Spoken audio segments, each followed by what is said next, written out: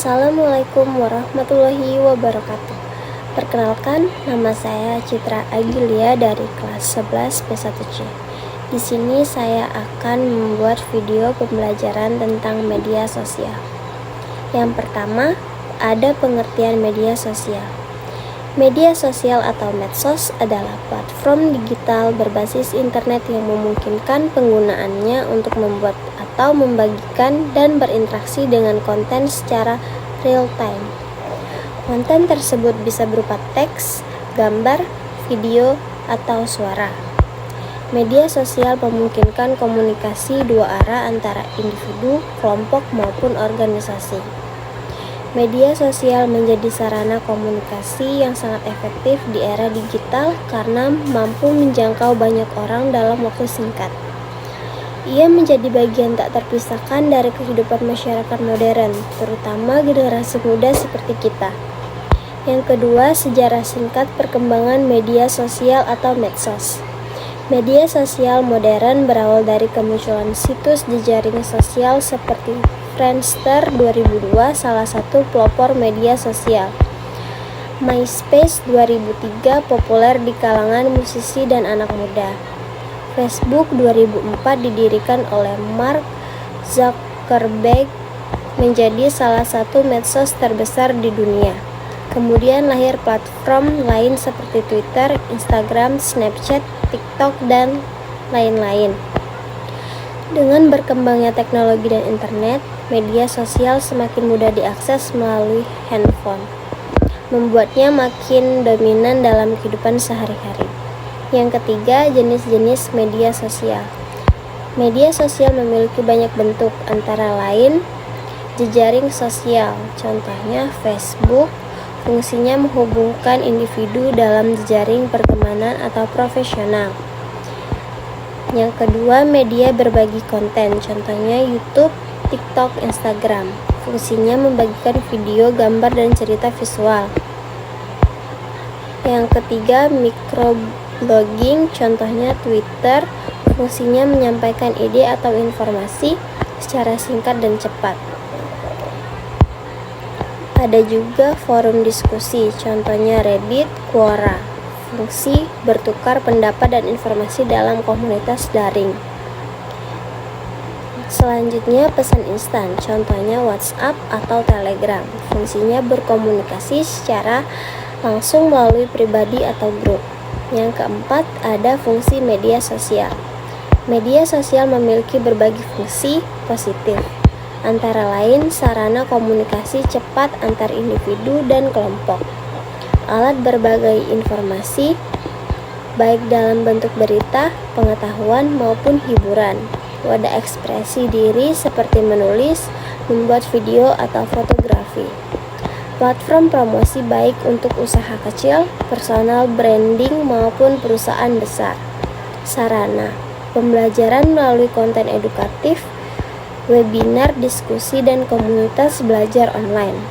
Yang kelima, dampak media sosial.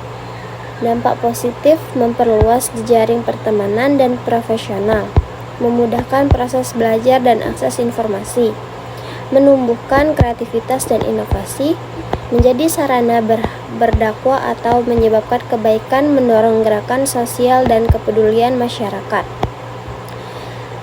Dampak negatif kecanduan dan gangguan konsentrasi, perundungan daring, menyebarkan hoaks atau berita palsu, perbandingan sosial yang tidak sehat, pelanggaran privasi dan pencurian data, dan radikalisme dan ujaran kebencian. Yang keenam, pengaruh media sosial terhadap remaja dan pendidikan. Remaja adalah kelompok pengguna terbesar media sosial. Oleh karena itu, media sosial sangat mempengaruhi pola pikir, emosi, gaya hidup, bahkan prestasi akademik mereka. Penggunaan media sosial secara berlebihan dapat menyebabkan menurunnya minat belajar, kurangnya interaksi sosial langsung, ketergantungan terhadap validasi dari like dan komentar. Namun, jika digunakan dengan bijak, media sosial bisa menjadi sumber belajar tambahan, sarana berbagi hasil karya dan prestasi, tempat berdiskusi dan berorganisasi secara online.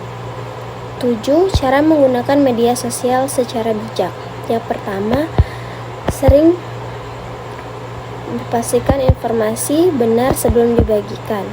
Kedua, gunakan waktu dengan seimbang, jangan sampai mengganggu belajar dan ibadah. Ketiga, bersikap sopan santun, jaga etika, hindari kata-kata kasar yang menyinggung. 4. Lindungi privasi pribadi dan orang lain, jangan asal unggah data pribadi. 5. Follow akun yang bermanfaat seperti akun edukasi, agama, motivasi, dan organisasi resmi. Yang keenam, waspadai konten negatif, laporkan jika menemukan kekerasan, pornografi, atau ujaran kebencian. Yang ketujuh, bangun citra positif digital footprint, jejak digital kita akan tetap ada. Kedelapan, etika dalam bermedia sosial menurut Islam. Islam juga mengatur etika dalam berkomunikasi dan menyampaikan informasi termasuk di media sosial. Bersikap jujur dan tidak menyebarkan fitnah. Quran Surat Al-Hujurat ayat 6. Menjaga kata-kata yang diucapkan. Quran Surat Kaf ayat 18. Menjaga aib orang lain dan tidak mengumbar keburukan. Menghindari ghibah, namimah, adu domba, dan suzuhan prasangka buruk. Contoh kasus positif, seorang pelajar bernama Aisyah memiliki hobi menggambar. Ia mulai membagikan hasil karyanya di Instagram dan TikTok.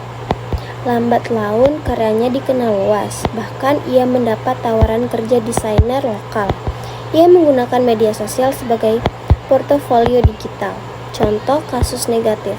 Di sisi lain, seseorang bernama Budi terlalu sering bermain media sosial, hingga sering terlambat mengerjakan tugas, kurang tidur, dan prestasi menurun.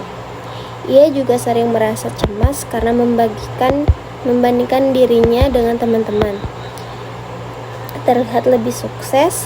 Hal ini disebabkan efek social compression atau perbandingan sosial yang tidak sehat. Pesan dari kasus di atas, media sosial adalah alat, bisa mendatangkan manfaat jika digunakan secara produktif atau malah merugikan kita jika disalahgunakan. 11. Fakta dan data pendukung. Berikut beberapa data yang bisa kamu. Menurut data Reportal 2024, pengguna media sosial di Indonesia mencapai lebih dari 180 juta orang. Rata-rata waktu pengguna media sosial oleh remaja adalah 3-5